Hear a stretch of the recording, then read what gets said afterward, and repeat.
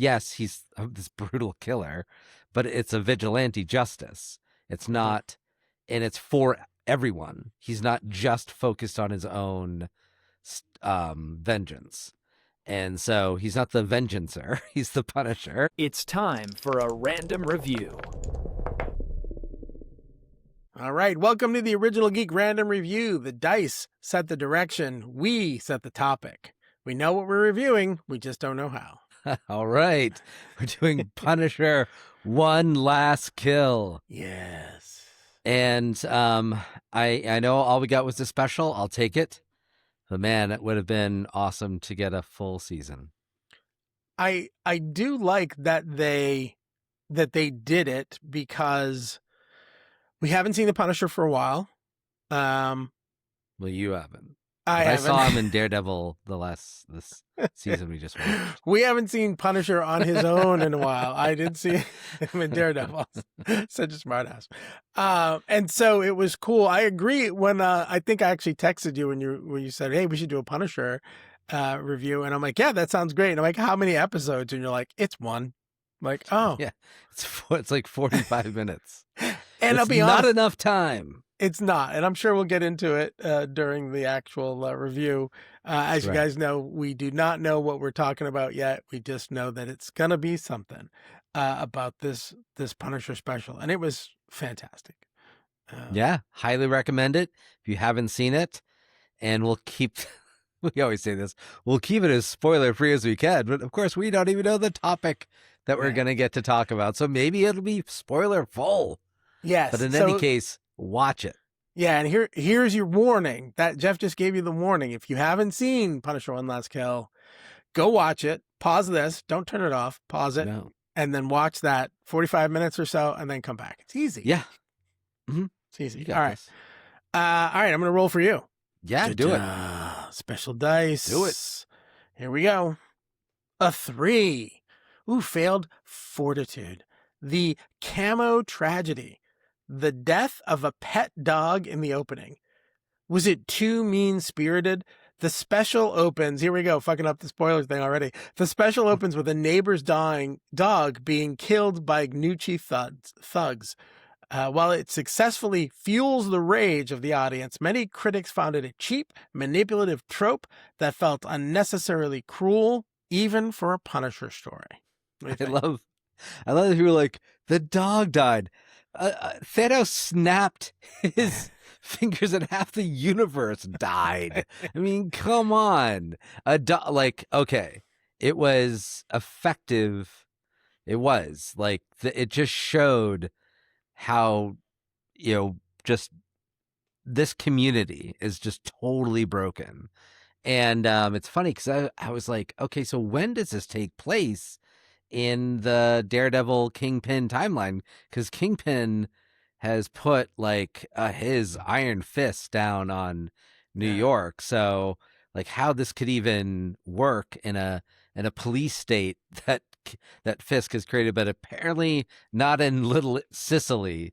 That's what they're saying. It's a good thing they're not calling it Little Italy in New York, because Little Italy in New York, for those who have not gone, it's nothing like this. Please do not watch this and oh my God, I can't go there. It's one of the safest neighborhoods in New York. It's touristy, it's Italian, it's great. But to get all back of the to drug this dealing point, is in the back room. I was like, bullshit. I wanted that guy punished. Yeah. So, and spoiler, it happens eventually. But I thought it was perfect for showing how horrible this community, how far it has fallen. Yeah. Because at first, it's like, oh, is this homeless Marine vet going to get, harassed or hurt? And almost even worse that it was his dog. So for me, I didn't think it was too mean-spirited. I thought it was effective. Yeah, I agree. I think the brutality of it, you mentioned Thanos, and Thanos is about as antiseptic a genocide as there can be, because he snaps his fingers and people just cease to exist. And not that they never existed, but they're just gone from the world. Yeah.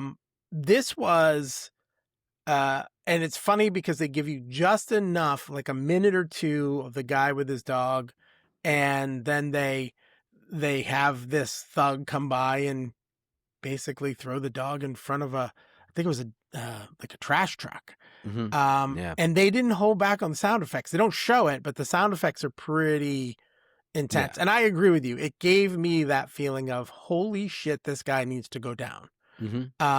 Yeah. I think it also they showed Castle sort of walk by. He goes out into the world and all of this stuff is going on and he's just oblivious to it because he's in his own little trauma.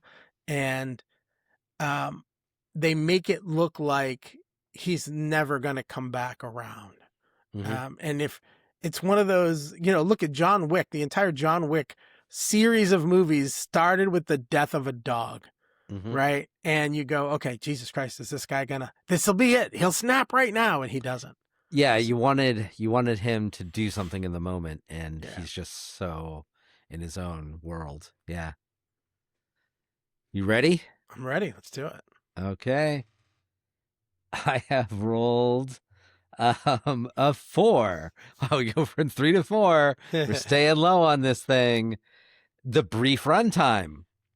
Should we move to a different topic? Because I didn't realize this was one of the topics and we just talked about it. I'm going to reroll. Yeah. No, reroll. We kind of covered that one. Because we said we wanted more. Okay. So 17, successful wisdom. The PTSD representation. Frank's visions of his unit. A masterful character study. This special treats Frank's mental state with immense wisdom, showing the nightmarish corruption of his memories. It's a raw look at a man who is perpetually at war with his own. Yeah, I'll be honest, I did not expect it. For a Punisher storyline, we all sort of understand, if you know the Punisher, if you're watching this, anything Punisher related, the story of his family. It's what makes him become the Punisher, right? His entire family gets killed by the Nuccis. And you just sort of go from that's what his motivation is, right? And you don't think about the other parts of his history as much because they focus so much on the history of his family in the city with this crime family. So I thought they did a great job. I've never dealt with that kind of trauma. So I felt like it was especially powerful. And I think Jon Bernthal just did an amazing job. It reminded me a little bit of Tom Hanks in Castaway because he was the only one on screen for a lot of it. They flashed in and obviously there were other actors during the hallucinations, but yeah, I think his performance sold that middle ground between trauma and empathy, right? Because you feel for this guy who you get a look inside and you go, oh my God, this guy really is just tormented. I thought it was very well depicted. The scenes of him at his daughter's grave, I think were especially touching. And then obviously becomes kind of a story point towards the end of the episode or the show. But yeah, I thought they did a great job with it. I think it was done and handled well. Yeah, it's funny because I actually have quite a few Punisher comic books. And as we've always known this backstory, it's all about vengeance. So I thought Jon Bernthal, who co-wrote this, he co-wrote it.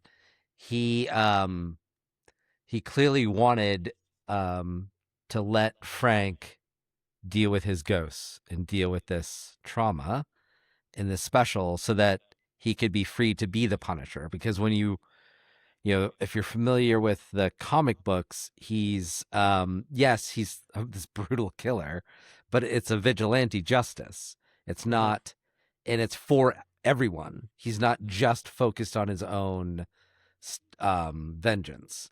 And so he's not the vengeancer, he's the Punisher. Okay. And so, which I know he's helped out Daredevil situationally, some other people situationally, but how do we wrap this in a bow? This whole vengeance thing, so he can move on to become the Punisher a lot of people are familiar with from the comics, where it's not just that one thing motivating him. Yeah. So Yeah, and it's funny because, and I know we don't typically go beyond those two roles, but I do want to go a little deeper because I think the timing of this, and you said it earlier, I think the timing of this has to be post Fisk. If you've watched, sorry if you haven't watched the end of Daredevil season 2, post Fisk, and obviously before the storyline of the next Spider-Man movie, right? So, because we've all seen the previews of Spider-Man, and we see that Punisher is part of that story, which grounds it again. We've talked a lot about the street level stories, and this really just puts them together, and it does set up that bridge. It bridges him from the brutality of everything that was, and he has that moment of clarity at the end of the episode. Like he's killed everybody in the Nucci family except for one person. except for Ma Nucci.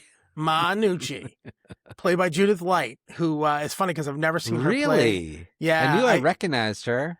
Oh yeah, my she's God. so usually like a goofy, like lighthearted, Oh my fun-loving actress character, but she just played Wow. the evil bitch to a T. And Yeah. she set up this whole hunt, which most of the episode, a good chunk of the 48 minutes, I think probably 20 is this battle for him to try to stay alive.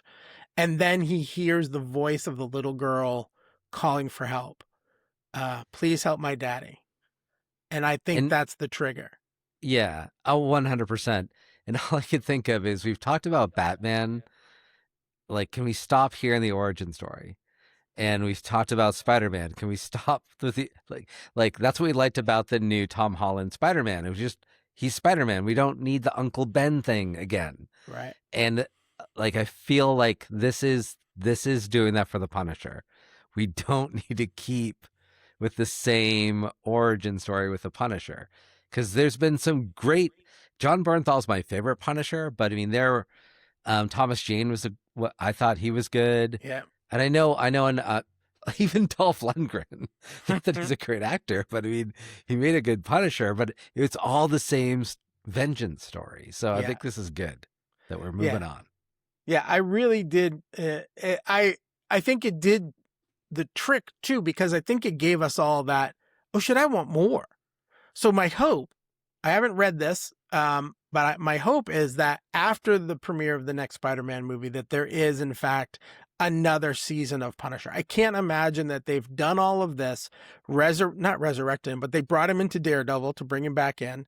They brought him into his own one shot to give this bridge so that he could be in the new Spider-Man movie. I can't imagine there's not a season of Punisher coming from Disney Plus with the rest of these stories. So Yeah. this is completely, we talk about how little we try to do for this, and this is literally just off the cuff as we're talking about it. I have not looked it up. So if you guys are out there going, well, yeah, of course it's on all the sites, but I just haven't seen it. But that's my hope. No, I haven't seen anything either, other than he'll be in the Spider-Man movie. Yeah.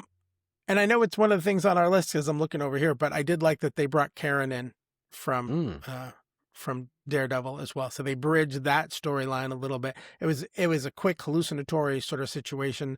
They didn't overload it with cameos, but it was enough, I thought. But Yeah, and Danzig's Mother is the song that kicks us off. So I'm always about soundtrack. And Yeah. so that was a critical hit for me.